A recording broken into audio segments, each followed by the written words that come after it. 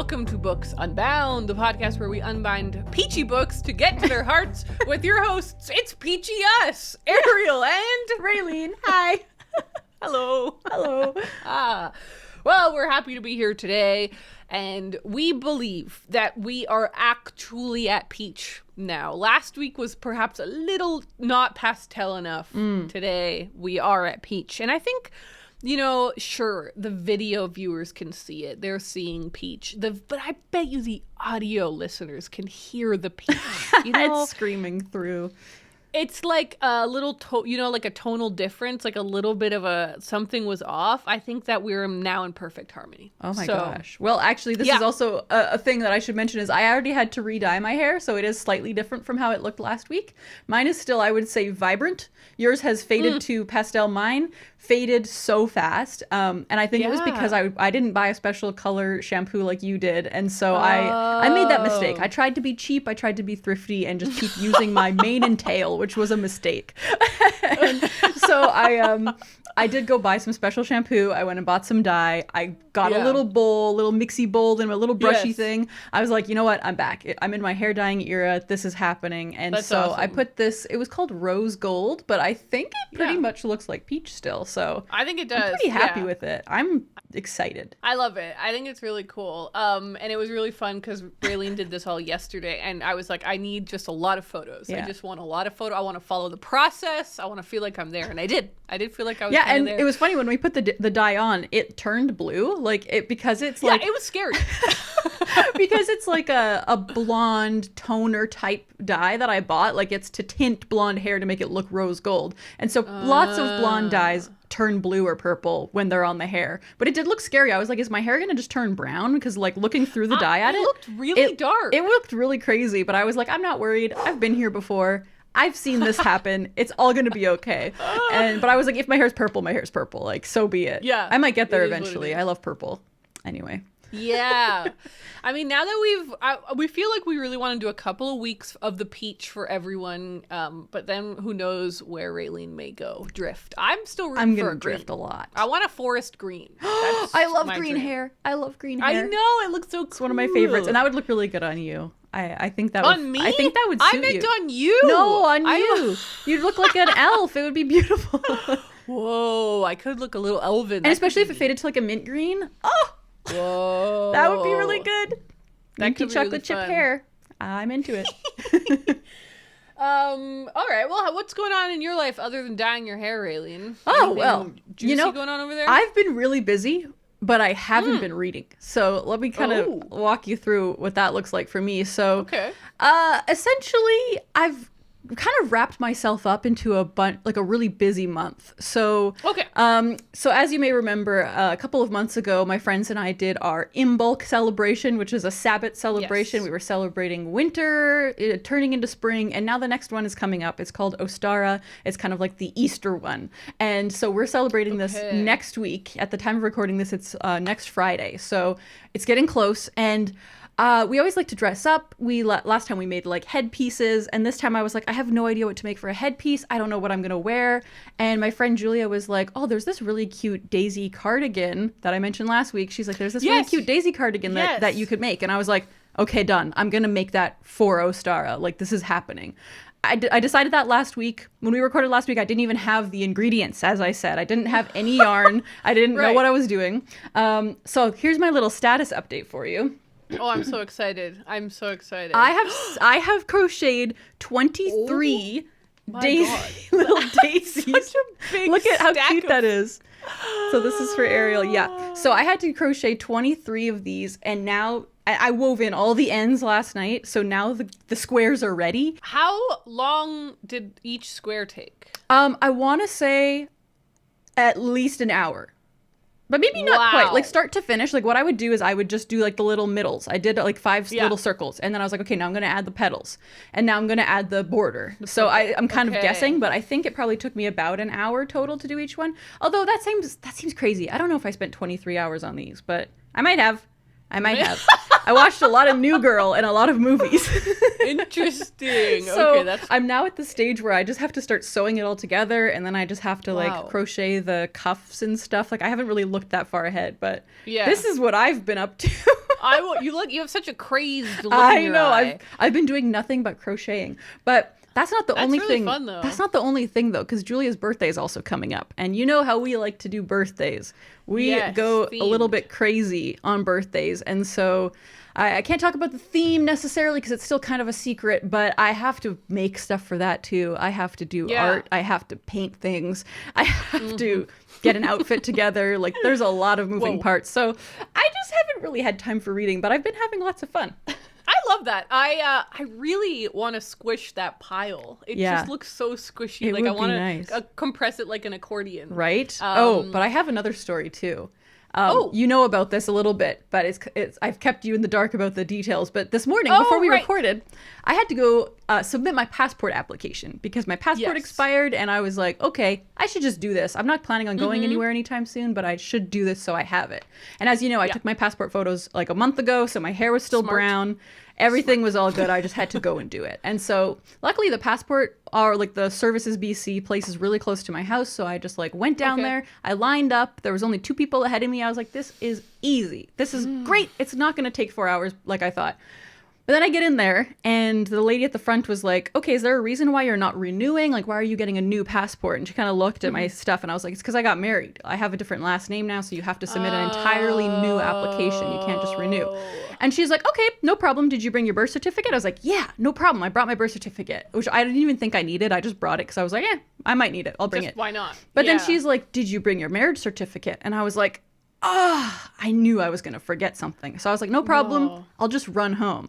So I run home, I come back, and as I'm on my way back, I'm about to cross the street to get to the place, right? I'm scared. I look down at my feet for some reason. I don't know why I look down at my feet. There's a little envelope on the floor, on the ground. No. It's a London Drugs envelope, which is the place where I got my passport photos taken. And so I was like, I wonder. I pick it up. It was my freaking photos. I dropped them on the ground. As I was running to my car to run home, I dropped them on the ground. God. And it was just sheer luck that I happened to notice them before I went in. Oh my God. So you would have had to retake your photos. Yes. Like if I had actually lost them. Isn't that so stupid? That's so scary. That's so scary. And it's like wet outside right now too. The envelope had a slight little like water spot on it, but the photos were fine. I was like, if I had dropped them and they had landed in a puddle, I might have cried. Oh my God, yeah. Yeah. Yeah. Oh, wow. But then I got in. The lady's like, okay, no problem. We haven't called you yet, because she put me in the queue because she was super nice. And she was like, no problem. Cool. And then within I sat there for maybe 5 minutes and they called me in. They did all the stuff. And then I went shopping. Like I went to a coffee shop and a bookstore because I had time to kill. And wow, it ended up being wow. I know, it could have been so bad, but it ended up being a very nice morning. That's a miracle. That is a miracle. Like, that's scary. That's a scary story. It was really scary. I know. I was like, man, it's dramatic. I have to tell you. Wow. I texted Raeleen. I was like, did everything go well? And you were like, yeah, but there was a close call. And what I thought you were going to tell me is that for some reason they didn't want to accept your photographs. Ooh, that's a scary and that thought too. They wanted you to take new photographs, and so that would have been funny. And then you like somehow were able to still use your photographs. Yeah. But I thought it was going to be photograph related because that's funny that you guessed that. Scary factor. The lady actually said my photos were very nice. She was like, wow, these came out really well. And I was like, thank you. I thought I looked a little scary in them, but I appreciate the comment. And that must mean something because she sees a lot. I know. I was like, thanks. So I guess slightly similar to that, I had a moment where I felt really, really proud because I actually did end up getting my ring resized. I don't know if you guys remember, a couple weeks ago we talked about how my ring was feeling loose. And I was like, I know that it should be a little loose because like you've said, in the summertime, your fingers do swell. And with activity, you don't want something to be a little too tight. Mm-hmm. But I was like, I just feel like this is a little too loose. So I went to the jeweler and I showed it to them. I was like, I feel like it might be a bit loose. And they were like, oh, it's definitely too loose. And I was like, okay, can we resize it again?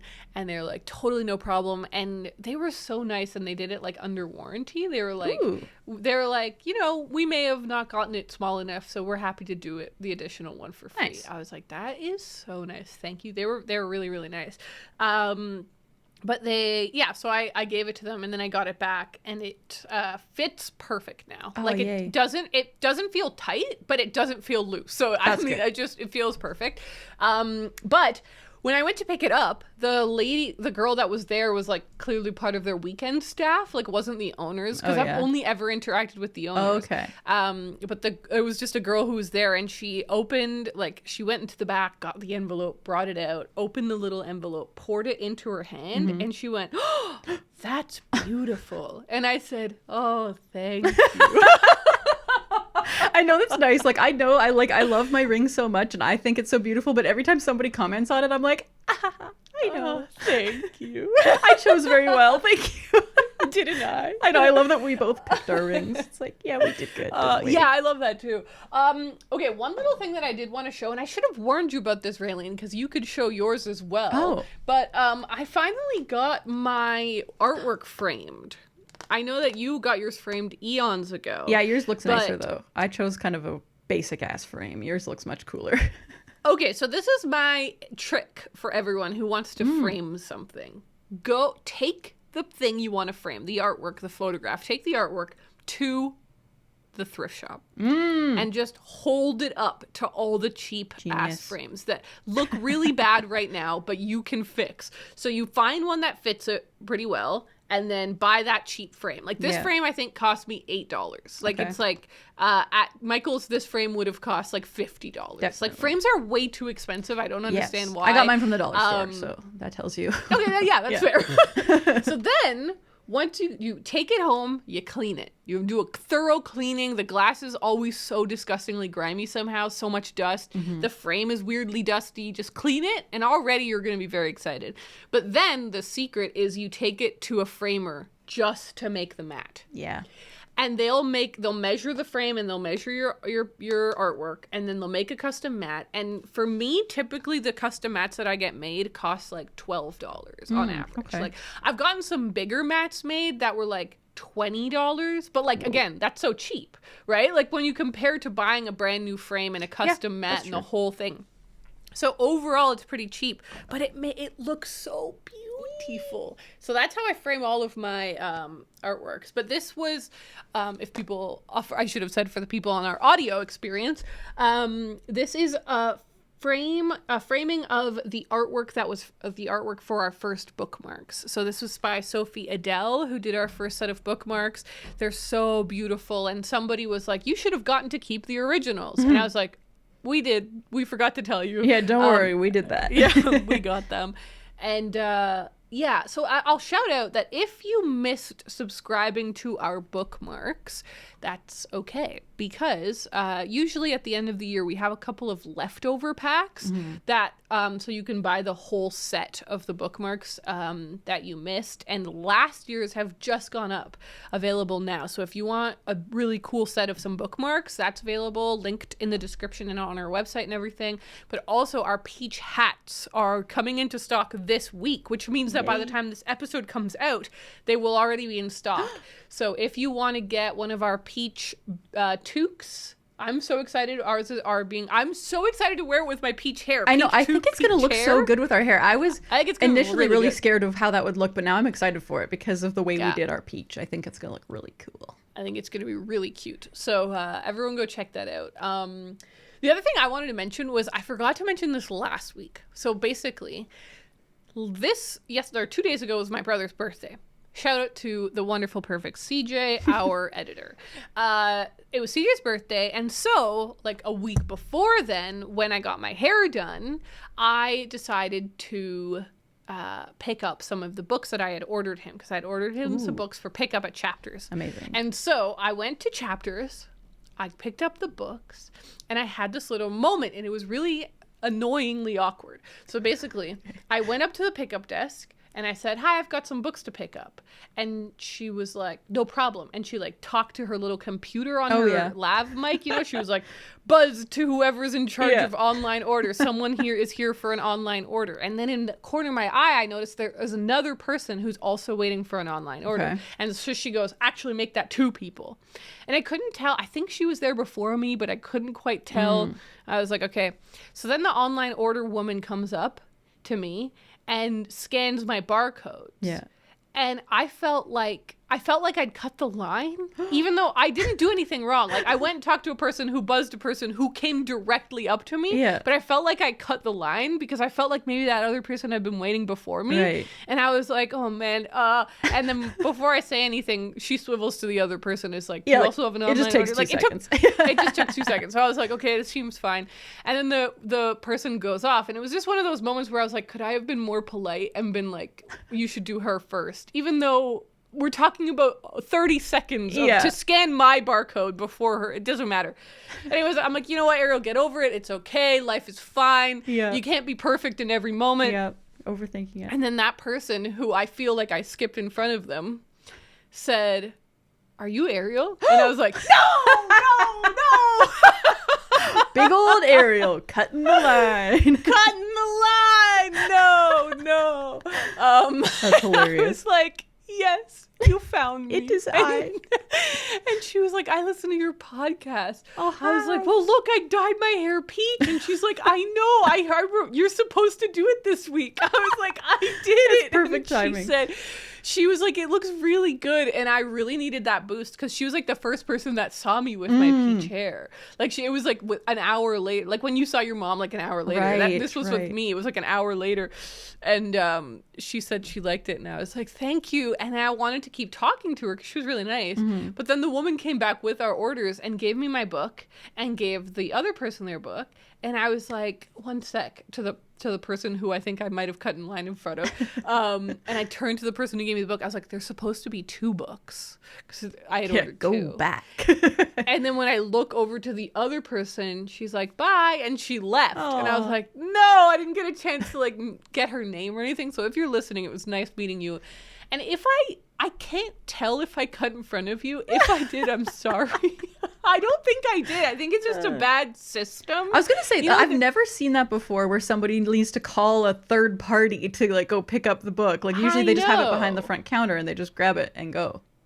I know. It was really confusing because they have this like desk area that just says online orders. So I just went up to it. That's bizarre. Expecting, but there was no one there. So I was like, oh, okay, I'm fine. A computer will help you. I was like, I don't know what's going to happen. Anyways, it was a little confusing. In glad the you end, made it all through. worked out fine. Yeah. And I got my brother the book. So it's all fine. That's awesome. Actually, it wasn't all fine, Raeleen.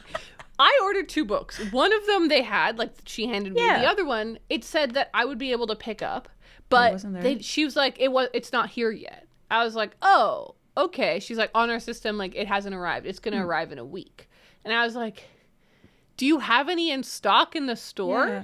And she was like, yeah, we have 15 copies. Oh. I was like, what are you talking about then? Why did you have to ship me? Why did you have to ship me a special one of the same book? Why can't I just have one of the ones you have in stock? Yeah, that's why I like independent stores better for stuff like that, because they like the system makes sense. It's not like they're ordering things from a big warehouse across the country in order to give it to you. It's like, it's just wild. We grab it from our store and give it to you. That's so so I was like, can I just have one of the ones that's in stock? And she was really nice. Like she just works at Chapters. This is not this person's protocol. She didn't invent the system, but she was like, I can lead you to them, but you can't take one from like as your copy. Yeah, what you'll have to do is you'll have to buy this copy and then cancel your order. Yeah. And I was like, okay. So I just bought that copy. Then I forgot to cancel my order, and a week later I got a notice that it arrived, and so I'm like, oh my god. Anyways, it was actually a bit of a mess. Good lord. Should we talk about books? Yeah. Should we talk about books we've read? Okay, let's do that. Okay, we're gonna start with a bit of a book haul. Ooh. Because I don't know. I want to. We have control here. We can do whatever we want. We own this town. Okay. How many do you have? I have 3. Hey, me too. Okay, let's go back and forth. Shall we? Okay. That's always nice. All right. I'll start with this one that I saw this book in New York. I actually took a photo of it and sent it to Lena. You know Lena, obviously. Sent it to Lena. Because we both really love this author, and she was like, did you buy it? I was like, I didn't, because I know I'm not going to read it right now, and it's hardcover, like I just shouldn't. And it has haunted me ever since. So then on CJ's birthday, we walked into a bookshop and I saw it and I was like, I'm getting it. And so it is Alphabetical Diaries by Sheila Heti. So this is Sheila Heti's newest book that literally just came out like last week or something. Whoa. And when I tell you that we're talking about a very avant-garde, if we want to use that word, I don't think that this is gonna, I don't think that people are gonna like this book. Ooh, okay, that's interesting. Already my prediction. Yeah. I don't even know if I'm gonna like it. Okay, so basically what it is I'll just read you exactly how they worded it. Sheila Heti collected 500,000 words from a decade's worth of journals, put the sentences in a spreadsheet, and sorted them alphabetically. She cut and was left with 60,000 words of brilliance, mayhem, joy, and sorrow. These are her alphabetical diaries. Oh, wait, so they're pulled from actual letters? From journals. Or journals, so okay. She's kept journals over the last few decades. Her own journals. Yeah. Oh, wow, that's weird. I know. Yeah, so she, for the last many years, has kept journals, and then she decided to put every single sentence into a spreadsheet. That's crazy. Like, as a separate thing. And then sort by alphabet, alphabetize them, and then go through, and so that's the text. Yeah. And then just cut and delete to right. create, like, some form of thing. I really think that could be terrible. Oh, yeah! That is so interesting, though. That it just feels very gimmicky really to me, but it might be good. It could be good. It is, exactly. That's why I'm not sure. So I'll read you. How about I read you the first few lines? And it's alphabetical, so weird. Okay. I know. So all these sentences start with the word Of course. A book about how difficult it is to change, why we don't want to, and what's going on in our brain. A book can be about more than one thing, like a kaleidoscope. It can have many things that coalesce into one thing, different strands of a story, the attempt to do many more than one thing at a time, since a book is kept together by its binding. A book like a shopping mart, all the selections. A book that does only one thing at a time. A book that even the hardest of men would read. A book that is a game. A budget will help you know where to go. A bunch of us met to have dinner that night, but I left and walked off by myself, bought the silver ring, a bag of chips, then sat in the main square and bummed a cigarette off an old French man, then continued to sit there for many hours until the man with the bulgy eyes came to sit next to me and flirt. A bus came which was going to the ferry, but because I hesitated before getting on, it drove angrily away. Interesting. So I like that some of the sentences are really long, so it can make it feel a little bit more. It cuts it up a little bit. Yeah, instead of just being super choppy, which is what I was expecting, and it has some of that too. Very interesting. It is very interesting. Here, look, I see another interesting little section. A tendency to idealize the past. That's me. A tremendous amount is lost when there's a breakup. A trip to LA, a trip to New York. A wanderer on this tiny patch of earth. A waste of time. Drinking. A white moth is resting on a windowsill. A woman and two men are traveling in the desert. A writer has to follow their curiosity first and foremost. So that's more of a choppy section where there's like a lot of us. And but like if I cut to the middle of it, these are all I sentences. Yeah. I am thinking about the man from last night who played the piano. I am 31 after all. I am 32. I am through with them all. I am through with talking, but I still want the company of other people.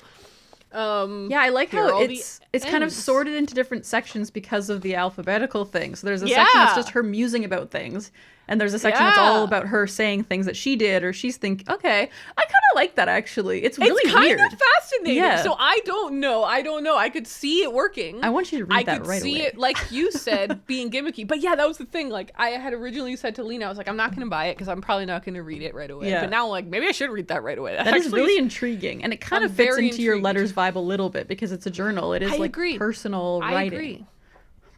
Yeah.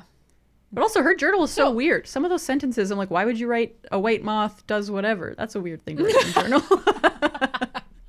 What do you think of the cover? I don't know. I'm kind of split on it. Like, on one hand, I like the simplicity of it. I like the little ABC that's going on there, but I also think it's kind of boring. I don't know. Yeah. Yeah, I'm I don't know. It is interesting. So for our audio listeners, the cover is the word alphabetical, diagonally takes up the entire cover. And then on the second A of alphabetical, diaries is there, like an agnostic poem. Yeah, that's what that's called. Oh, that's good. I love that. for our non-believers out there. And then I'm just gonna leave it there. And then Sheila Heti is built off of the E and the T in the alphabet. I do like how that worked out. It's cool. Yeah, it's kind of like a word cross or whatever. And then A, B, C in alphabetical is yellow, red, and blue. So you're like seeing the alphabet. But then all of this is just text and the whole background is white or cream. Yeah. So it is a very simple cover, but it's got a couple things going on here. Also, Raeleen, on the spine, A, B, C are the same. They're like in their colors. But then so D and E are also like alphabetical colors. We're really leaning in. Those primary really colors. Leaned in.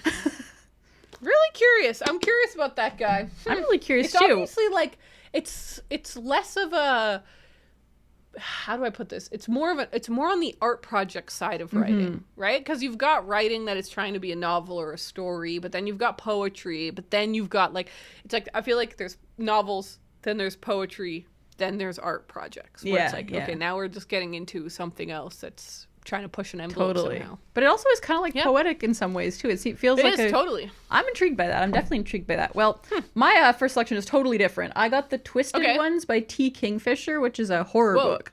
So that is really I don't really know anything about this, honestly. T. Kingfisher is just one of those authors that I've become very intrigued by because a lot of people have been like loving her books. I saw a lot of people mentioning her like on our end of the year survey, and a bunch of people have specifically like recommended me this as well as The Hollow Places, I think is what the other one is called. And they just happened to have a used copy of this at the bookstore this morning. As I mentioned, I just went walking around this morning after my passport, and so I was like, you know what, I'm gonna buy some things if I find anything.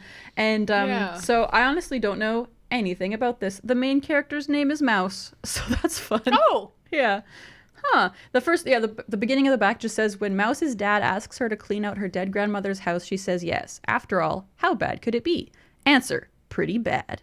Grandma was a hoarder, and her house is packed to the gills with useless garbage. That would be horrors enough, but there's more. Mouse stumbles across her step-grandfather's journal, which at first seems to be the ravings of a broken mind. Huh, journal. Whoa. Look at that, journal connection. So journal. Yeah, and it's like a little bit thick, which is exciting for a horror novel, because a lot of times horror books I feel like are really short because they just like are like go.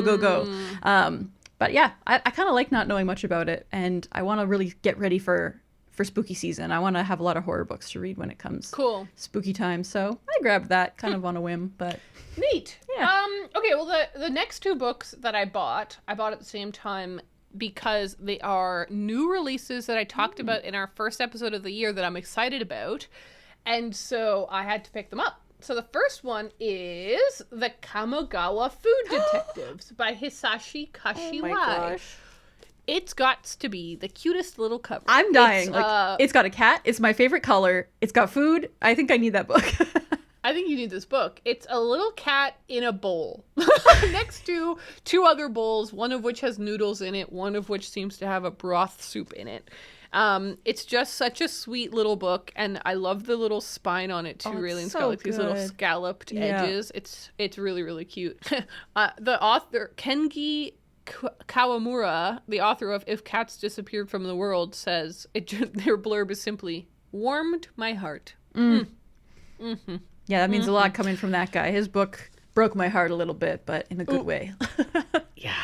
The father-daughter duo are food detectives. Through ingenious investigations, they're able to recreate dishes from a person's treasured memories. Ooh. Dishes that may well hold the keys to unlocking their forgotten past and future happiness. There's a lot more in that bio, but that's the gist. Cool. So I think it sounds really fun, and it's very short. Like it's I think it's exactly 200 pages, but it's like kind of a shorter book, and the font is kind of big. Yeah, so that's awesome. Hopefully that's a quick read. I'm excited about that one. Cute. A lot of people have messaged me about that one because it's cat and food. Cat. Like it's my two things. The cat is not mentioned. Yeah, is there actually a cat, or is it just exactly? So maybe I'll have to do some. I feel like a lot of books like are fake cat books. Like remember the you know that one you read, the bookshop one, Murasaki Bookshop. There's a cat on the cover, and it had nothing to do with a cat. They just know we like cats. Yeah, they know that we want that. We want cats. All right, what about you? What's next? Yeah, so this second one I got is Duma Key by Stephen King. I know. Huge. Yeah, it is quite large, and as we know, I'm kind of at that stage of my Stephen King journey where I'm buying the kind of random ones that I don't know anything about, or his new ones, of course. And so this is one of those random ones that I don't really know anything about, but they had a used copy, and it's in the nice trade paperback edition, so I was like, oh, let me just read the back and see how it is. And it sounds pretty cool. The main character is this man who was in an accident, a construction accident, and he lost his arm, and his whole life like blew up after that. And so then he's like renting a little house in Duma Key, which is a little place off the Florida coast, and something about an old lady. He's like he forms a bond with this old woman, and then I don't know, something probably crazy starts to happen. And I was reading some reviews, and one person was like, this is my favorite Stephen King book, and they were very passionate about it being their favorite. That's funny, because I was just thinking, I was like, I've never heard of that book. It must be one of the most random ones, but it could be your favorite Stephen King. Exactly. And I that reminds me, actually, one of my coworkers loves Stephen King, and one time I asked her like what some of her favorites were, and all of her favorites were like the weird ones that I've never thought twice about. So now I'm like, maybe I do need to read Tommy Knockers. Like, what even is that? Yeah, there's gems hiding Exactly, in there. There are gems, and I feel like I often like glaze over them, like I don't think about them very much. But now I'm like, I want to dive a little deeper. I'm at that stage where if I'm going to be a true Stephen King fan, I need to read some of his weird ones, some of his it's true. less famous ones. So I'm excited to have that. Probably won't read it soon, but I'm glad I have it. The final book that I got this week was The Riddles of the Sphinx by Anna Schechtman. That's that book. This is the book. The book you set up the Google alert for. I literally set up a Google alert for this one. The subtitle is Inheriting the Feminist History of the Crossword Puzzle. And it seems to be a part memoir. So talking about her life, how she came to be a crossword engineer, but also the history of the crossword puzzle, which was, for almost all of its history, a women's thing. Like, it was mainly women that made the crosswords and women that did the crosswords. And then at some point it shifted to suddenly becoming a male industry, but it does not have a male history. Right. So that's very interesting. And so I think she's kind of focusing in on the fact that personally in her existence, she's like she's one of the very few women crossword puzzlists that there are, but historically they've mainly been women. So how that seems interesting. That's an interesting dynamic.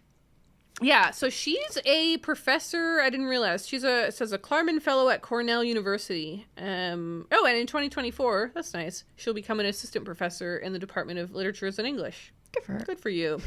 In addition to her bi-monthly crosswords for The New Yorker, and she's written a lot of articles. She lives in Brooklyn. So that's really neat. Like you said, Raeleen, I found out about this book ages ago. So basically, I don't know if you remember it, I went through a real crossword phase. It was a hot flash one. It was like a month where I just got really into crosswords. And I noticed that a lot of the crosswords I was liking were by Anna Schechtman. And so I looked her up, and I found in this one random blog that she was writing a book. And I was like, oh wow, that would be perfect. Yeah. I would love to read I'm excited about you. I'm excited about crossword puzzles. I want to read your book. No information. There was no information about this book.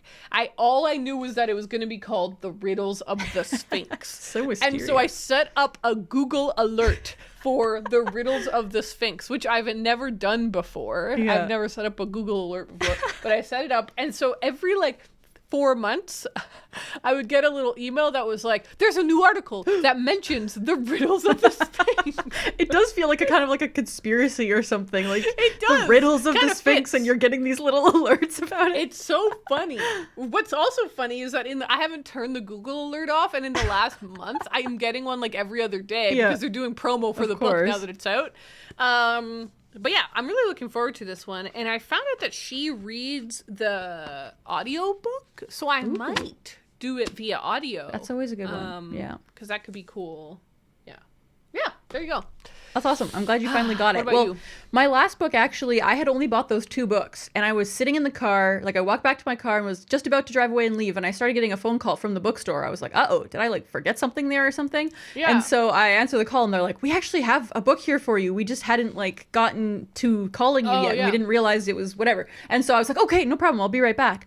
And it was Bunny by Mona Awad, which is a book I've already read, but I've just been waiting to find a used copy because I want to own it. I borrowed it from my friend when I read it, and it's brand new condition. Like it's really pristine, and I'm so glad it was a paperback because I didn't really want it in hardcover. I like it in paperback. It's just nice. But yeah, anyway, so I'm really glad to finally own this because it's definitely one of those books that I'm going to be rereading one of these days. It's just, it's one of those books that sticks with you. And I was like, I need to own that. And I recommended to the person working at the bookstore, 'cause she was like, oh, I really want to read this book. And I was like, okay, you should read it, but you should also read We Ride Upon Sticks by Quan Berry. Because I was like, you'll like that too. So yeah, it was exciting. It was fun. It's fun to do a little recommendation to the bookstore people, because when I used to work at bookstores, that was always nice. Getting actual good recommendations. Yeah, backwards. Backwards, yeah. Well, there you have it, everyone. That's it. That's what we bought. All right, let's talk about what we're currently reading. For me, it's kind of random. Homesick for Another World, I just didn't manage to quite finish it this week. So currently trudging through that still. That's fine. I'm right on the edge of completion on that one. But then the other one that I picked up is this little booklet called Food by Gertrude Stein. Amazing. I love that you did that. Because, yes, if you recall, somebody last week left a comment that was like, if Ariel loves punctuation, she's going to hate Gertrude Stein, because Gertrude Stein hates punctuation. So I got this book and I brought it up to bed and I was like, Connor, look, have you ever read anything by Gertrude Stein? He's like, I hate Gertrude Stein. I was like, what? He's like, oh, her writing makes me furious. I was like, really? Okay. I start reading it. Oh boy, do I hate it. Oh my gosh, hate that's awesome. it. Okay. So this is all like a bunch of different, it says, from apples to artichokes, these glittering, fragmented, painterly portraits of food by the avant-garde pioneer Gertrude Stein are redolent of sex, laughter, and the joy of everyday life. So they're all like different pieces of food, and she's like kind of painting a picture. Okay. So here's the first one is called Roast Beef. Okay. Oh God in heaven. Okay. In the inside, there is sleeping. In the outside, there is reddening. In the morning, there is meaning. In the evening, there is feeling. In the evening, there is feeling. In feeling, anything is resting. In feeling, anything is mounting. In feeling, there is resignation. In feeling, there is recognition. In feeling, there is recurrence. And entirely mistaken, there is pinching. All the standards have streamers, and all the curtains have bed linen, and all the yellow has discrimination, and all the circle has circling. This makes sand. Whoa, that was a plot twist. Whoa, I didn't like that either. Oh no. Oh dear. I was fully expecting to be like, oh, maybe it's like, maybe I'll like it. But no, I don't like that. I don't like that. Okay, look, this one's really short. This one's called Rhubarb. Okay, bring it on. I haven't read this one yet. Rhubarb is Susan, not seat, in bunch of toys, not wild and laughable, not in little places, not in neglect, and vegetable, not in fold, coal age, not please. I don't think rhubarb is Susan, actually. I disagree, Gertrude. That's intriguing. I really wonder how that compares to like all of her writings. Like, is all of it like that? Like, oh, Connor has like a collection of things from Gertrude's. Is like a bind up of a bunch of different things. So I might just flip through it to see if this does. I love seem that he has consistent that, even though she makes him furious. I know, it's so funny. Because I said to him, I was like, well, this is called Food. It's like a bunch of different food related things. Yeah. And he's like, well, that might be good. She has like a theme. Yeah. Because usually she's very like random. All I was over like, the place, oh, okay, yeah. well, this seems good. But then I start reading it. I'm like, this is really random. It is, like, truly. It's like weird poems. So I just started it, and it's funny. At least it's funny. I mean, at least it'll be a quick read. You could just zip right through it, and boom, that's another book read for you. It is satisfying to read out loud, though. Like, it does have a rhythm to it that's enjoyable. Totally. And that's all I can say. How about you, Raeleen? Well, I am reading. Like I mentioned, I haven't been doing much reading, so I'm still reading Project Hail Mary by Andy Weir. I'm about 25%-ish through it. Okay. I was fully expecting to read a giant chunk today when I was waiting at the passport office, but I didn't have to wait that long. There was no time. I was like, oh, maybe I'll hit like 50% by the time we record, but that didn't happen. But once I'm done my Daisy sweater, I think I'll have a little more free time to read, because I'm just like scared I'm not going to finish it, you know? And so I've really been like putting all my time time and effort into it, but maybe I'll finish it today. Who knows?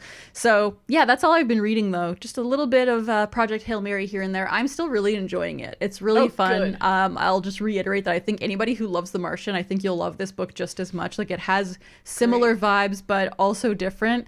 Because like the main character is, I'm not going to give away too much because it is fun to discover, but the main character is alone in space and he's not actually an astronaut. There's like weird reasons why he's up in space. And so it's kind of cool to see like what space is like from a non-astronaut perspective. So yeah, it's really interesting. Really enjoying it. Yeah, cool. It's still just like a really good, you know, plot based, but with lots of like science and math and like humor thrown in. So it's a good time. It's a perfect little like, you know, just reading a little bit before bed or reading a little bit on my lunch break type of thing. So it's great.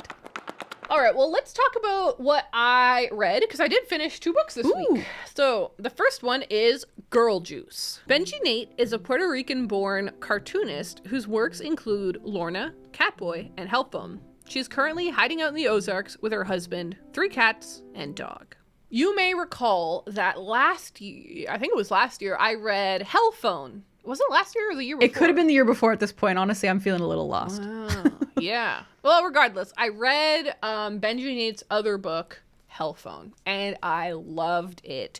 It is like, it's kind of like a Nancy Drew type book where there's like a little mystery going on and you have these cute little characters, but it's a little bit more fashionable than Nancy Drew. And really enjoyed it and was like really looking forward to the next book coming out because it's definitely like a series. But then there's been no news about the second book at all. Like, you know, maybe I need to set up a Google alert for something like that. There you go. But I haven't been able to find anything. And so then later that year or the next year, whatever, Girl Juice came out. And I was like, okay, well, I'll read this in the meantime. Yeah.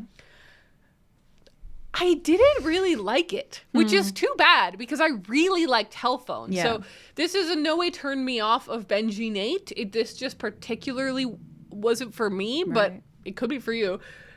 In lots of ways, it was super cute. And like, I love the fashion on the characters. Yeah. Like the outfits are so cute. The hairstyles are so cute. Like the looks are really, really lovely. It's very bubblegummy in a great way. But for me, there was 2 problems. The first one was that it was mainly like 1-page strips. Oh, yeah, that can be annoying. And it just felt so choppy. Yeah. And there are other things that I've read, like Calvin and Hobbes, that are just comic strips, and I love them. So I'm not... But in this case, it just felt like not much was achieved, not much was achieved, not much was achieved, like over and over again. And it felt really unsatisfying to read it. And then I realized that really was the problem because in the last third, like there's like 2/3 of that kind of thing where sometimes it's a bit longer. Like you'll have a story go over 2 or 3 pages, but usually it's just 1 page, 1 page, 1 page. Right. But the last third of this actually is kind of like a mini graphic novel within this whole thing. Yeah, yeah. And I liked that so much more than the first 2/3 of the book because you actually had a story going on. Yeah. You actually had like character development and everything. Yeah, so that was a bit of a shame. The other thing that I didn't really enjoy was the main character. She's like really annoying. And in some moments it's really funny. Yeah. But in most moments I just found her kind of unbearable. Yeah. She's kind of like Sailor Moon gone too far. Ooh, okay, yeah, she's like, a lot. Yeah, because Sailor Moon is already right on the edge of being annoying. Like, I love her, but she's right on the edge. And if they pushed it any farther... But the thing about... Okay, I really like Sailor Moon. The thing about Sailor Moon is that she actually has a lot of good qualities. Like, when she becomes... Like, she leaves being Usagi or Serena and she becomes Sailor Moon, she becomes really brave, really powerful. She cares so much about her friends. She, like, will do anything that she can. She always pushes herself to her limit to try and help the situation. And then she snaps back to being Serena or Usagi and she's a crybaby again. And you're like, okay, but she's both. Yeah. This character doesn't have any of the bravery, doesn't have any of the strength, doesn't have any... She's like really rude to everyone. She's so self-entitled, so selfish. Yeah. And at first it was funny for the first few pages, but then it just became really irate. Like I was just like, I'm frustrated. Yeah. I will also say, just because I don't think that it is well explained anywhere in the marketing. This book is quite explicit. Oh. That's totally fine, right? Surprising, right? Surprising. That's totally fine. I think the graphic novels are a fun place for explicit stuff because you can do it in a way that's really different than in novels. But this also does look like it's a book for middle graders. It does, and I could really see that be like, there's a lot of, because basically it's 4 roommates that live in a house and it's like the shenanigans that they get up to. Right. But the main character is like really sex obsessed and she just like is like super into sex. And so she talks about it all the time. She has sex toys everywhere and everything. And like, that's fine. Yeah. But there's nowhere in the packaging does it mention that even a little bit. Yeah, so that's bizarre. Yeah, usually that would have like a 17 plus like rating on the back. Like I've seen or comics even just like a blurb at the back that's like sex obsessed main character. So you have the like small clue or whatever. The other book that I read was Letter to the Americans by Jean Cocteau. Jean Cocteau was a French writer, poet, designer, draftsman, sculptor, filmmaker, and boxing manager. His list of friends, including New Directions founder, James Laughlin, would read like a catalog of the stars of the 20th century avant-garde.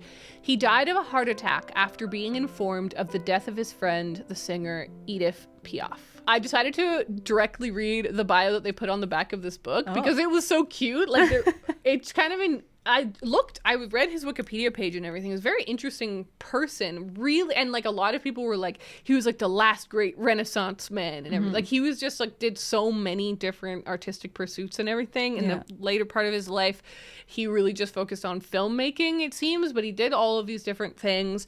And that last line, he died of a heart attack after being informed of the death of his friend, is really interesting. I was like, is that real though? And I looked it up. It might not be real, but it might be real. He did die on the same day that he found out that his friend had died. Damn. But we don't know if it actually happened like right at, like someone said it and he had a heart attack and died. But that's become like the legend, which is a pretty cool legend. Yeah, it's rightfully so. I'd be down for that legend. I also like that this book that's published by New Directions was like, Jean Cocteau was friends with the founder of New Directions. I'm like, that's so cute. It's all connected. It's all connected. Did I like this? It's like not the right question. Did I find it interesting? Yes, I did. Do I recommend it? Not necessarily. If you have a specific interest in art history or a specific interest in New York in the late 40s, if you're writing a paper that might have those two things, and I really recommend this. Like if I was writing a paper about New York in the 1940s, this would be in an essay. Like there is a lot of great lines, and I like highlighted something, underlined a couple things. He's like clearly just an artistic cool dude. He had some great Imagine I just called Jean Cocteau an artistic cool dude. Good Lord. Yeah, like, okay, here's just a line that I loved. If there's a crest, there will always be a trough. And I love that liner. And you know what? I even misread it. If there's a crest, there will be a trough. Like the idea that like whence things rise, they always fall. And I was like, yeah, that's really beautifully put. So there was a lot of lines like that where I just like liked the way he said something. And then, like, in this one, it's like a series of little letters, sort of, written to America. Oh, and so he's like, this one starts, Americans. And then in a paragraph later, it says, one day, if you accept this automatism, he's talking about, like, the rise of machines. Which in the 40s was like vending machine. Yeah. One day, if you accept this automatism, you will order food in one of these bars, you will pay for it, another will eat it for you, and you will be nourished without having chewed the meat. This will be the end of your world, the end of ours, the end of the world that the centuries have tethered to nothingness. And I was like, oh, that's interesting. Like, even then, worrying about AI risk. Am I right? Yeah. So yeah, there was a lot of little things that I liked, but overall I didn't love this. I would not reread it. And it did this thing that sometimes happens when I read older stuff where I just like felt like I was missing the context. I was like, yeah, I obviously know what was going on in New York in the 40s, and I kind of know what was going on in France in the 40s, but like he's like shouting out specific names of people that like have not, I don't know who they are. Yeah. And and stuff like that. And I was just like, I'm glad I read it. And sometimes I think that it's important to read things even when you are missing the context, because like you can never fully prepare for something. Don't let that stop you. You can read this and then I'll read another thing, and maybe one day I'll come back and read this and it will make even more sense. But I didn't. I also will say it just felt audacious. Like that was the word I kept thinking. I was like, this is so audacious. You spent 20 days in New York, and he's like, dear Americans, this is what you're doing wrong. And I'm like, okay, first of all, you only went to New York. So like that's one city out of America. We're talking, you went to one city for less than a month. You probably only hung out with cool artist dudes, of which you were one. I'm like, that's really audacious to keep being like, and another thing, France is really good at this, and American audiences clap weird. And you're like, okay, like, I suppose. So I don't know. I found it interesting.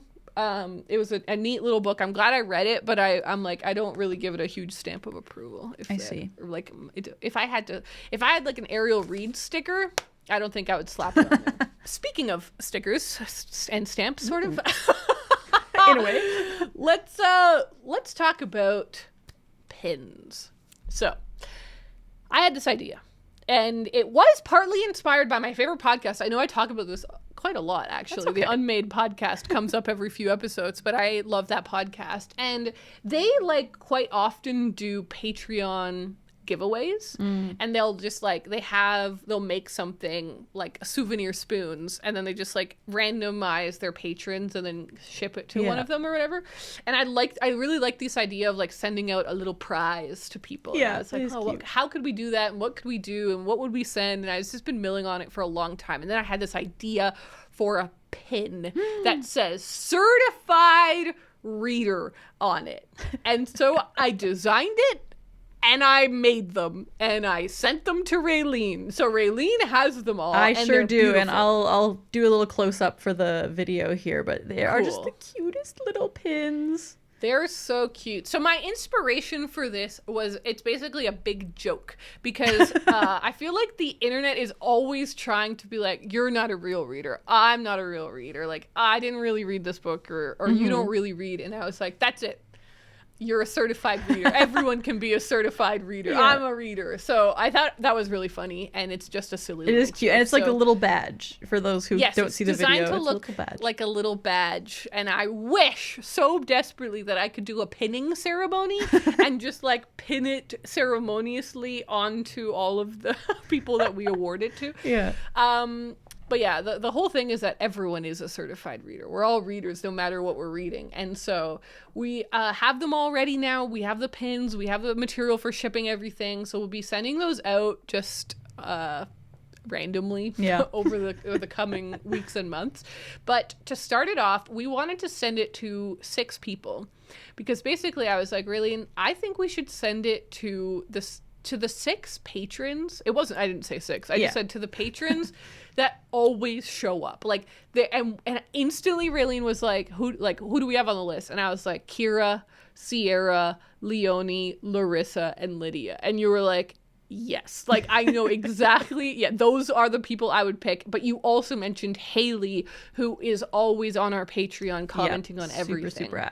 Super active. So we just wanted to start it off by thanking these like 6 people, because they're always there for the pod. They always buy the merch. They're always on our Patreon. They always show up to the live streams. They're always in the YouTube comments. Like, they have just been such big supporters of the Patreon and of the podcast over the last many years.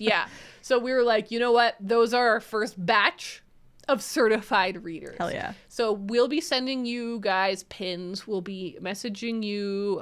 In this case, we'll be messaging you on Patreon, because you're all patrons. So we'll definitely message you through there. But in the coming time, we'll see how this all develops. But we got the pins. I'm so hyped on the pins. They're so cute.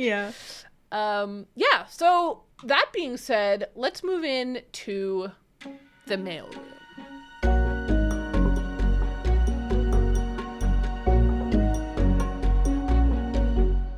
All right, so the mailroom is a segment where we look at comments we've gotten from you guys all over the place. So, Raeleen, how about you start us off? Yes, so I always check our Discord and our Patreon. So this first one is from Abby, who has let us know that Haruki Murakami has a new book coming out. What? It comes out on November 26th of this year. It's called The City and Its Uncertain Walls. It'll be a new novel. Oh, I think I've heard of this. Yeah. I don't know anything about it, but there's like a little blurb on the picture that we got from Abby here. It says, the celebrated author of Norwegian Wood and 1Q84 returns with a characteristically inventive and playful novel that shifts the boundaries of time and space as a town's dream reader takes over from a ghost as a librarian in a Fukushima province. Wait, that sounds cool. Dream reader. That's like certified reader. Whoa. That's pretty cool. That is like certified reader. And I think Haruki Murakami stole that from us. I think he might have. I think we should reach out to him and talk about that. And then this one came from KTD, who made the bandana that I made for myself and for you. No way! And there's like a cute little picture. Yeah. Oh, I love that. So I had to shout that out because now I love that we're all wearing the totally. same bandana now. So that's really cute.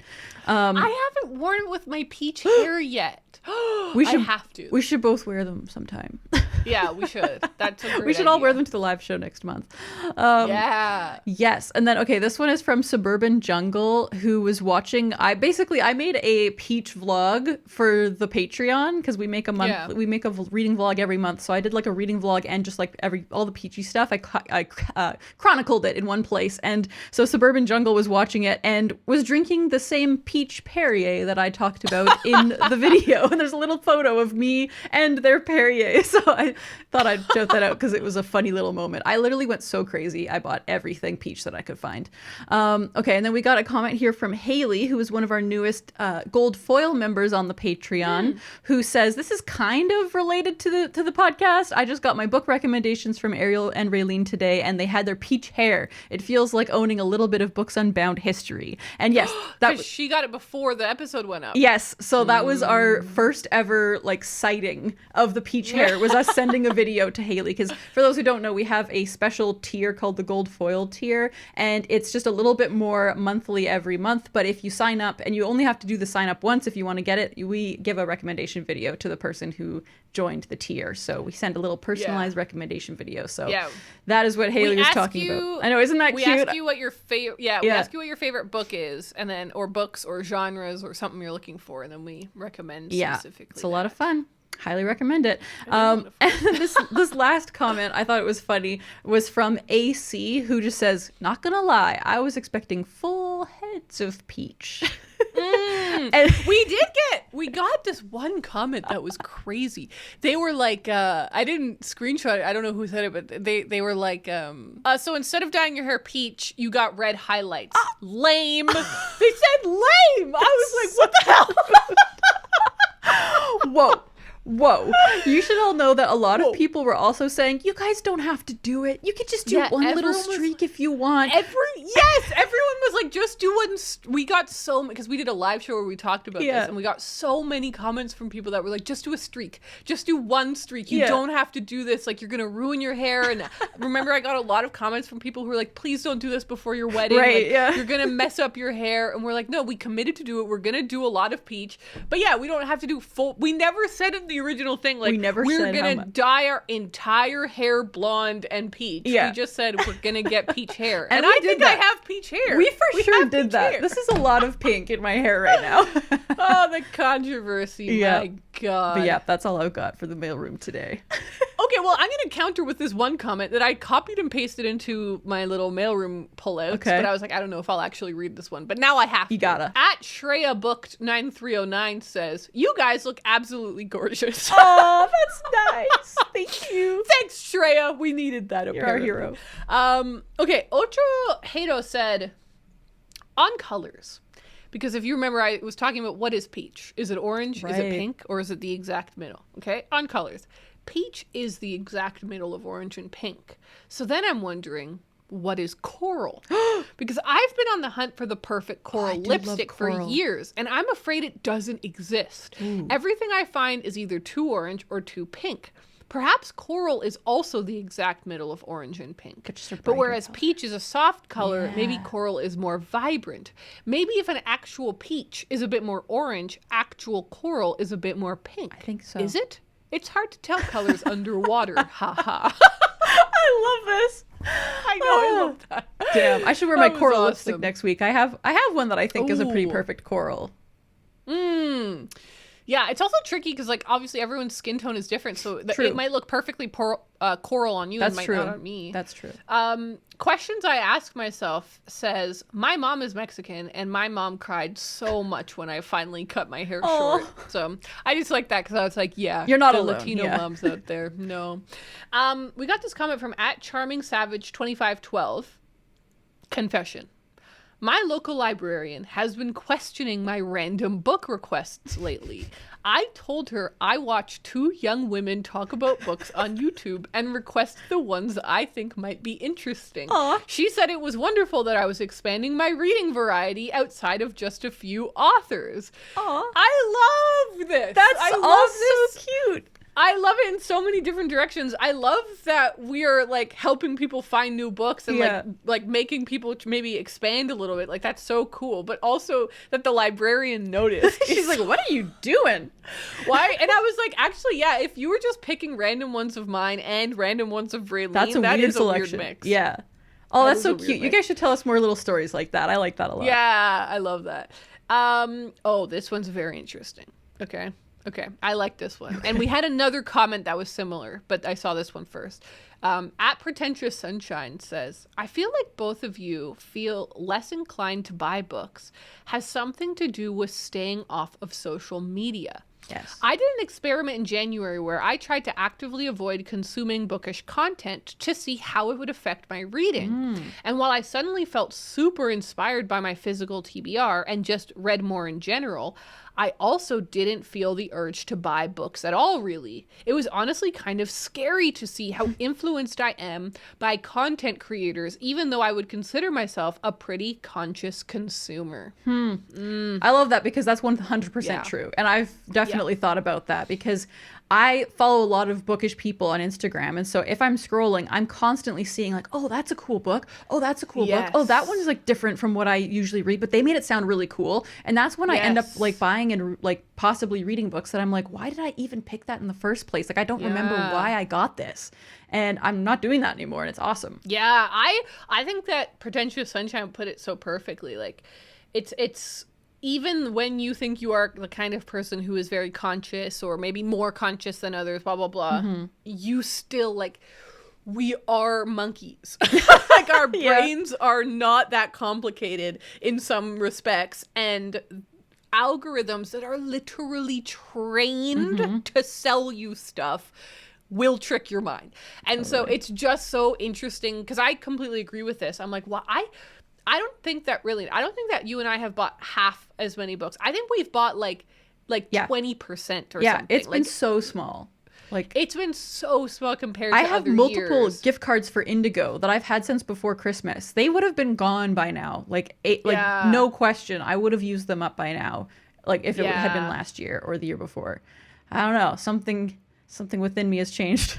So in a few weeks, we're going to be recording our quarterly wrap up. And so that is an episode that we do every quarter where we talk about like how are our goals going, how are our stats going, blah, blah, blah, blah, blah. And so we'll definitely touch on this. We'll touch on, because I think last year I tracked my purchasing for 5 months. Oh, perfect. I kind of stopped, but I should have enough to track this. Totally. And I tracked for the whole year, so I'll definitely be able to hit you with some data. Oh, I've just checked. I have up until April 24th. Perfect. So I'll definitely be able to compare this year's purchasing to last year's purchasing, and we can look at the actual data of how different it is. But I know it's really different, and I know that this is probably the biggest reason. Like, if you're not every day being slammed in the face with a bunch of different books, and I don't think anyone's being malicious at all. No, like, it's just natural. It's just natural. Happens. Yeah, totally. So that's really fascinating. Okay, the last comment I wanted to highlight was this one from... Oh, I can't... You know when you can't tell where the letters start and stop? Like, what it's supposed to be? Which ones are from like, which words? Yeah, I think it's Aso Laughlin 8145. Hi, Irish viewer here. Comtobin is pronounced Cullum Tobin.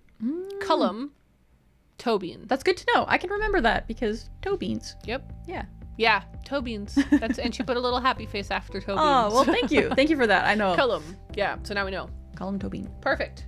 Well, there you have it, everyone. Thank you so much for joining us. I can really tell how much the sun went down. It's really dark on my camera now. But thank you so much for joining us for this episode. As always, we're now going to go and record our Patreon mini podcast, podcast we do every week for the patrons. And this week, we're going to be answering questions from the patrons. So I'm excited to see what they asked. Yeah, we hope you enjoy this episode. We'll see you in the next one. Bye.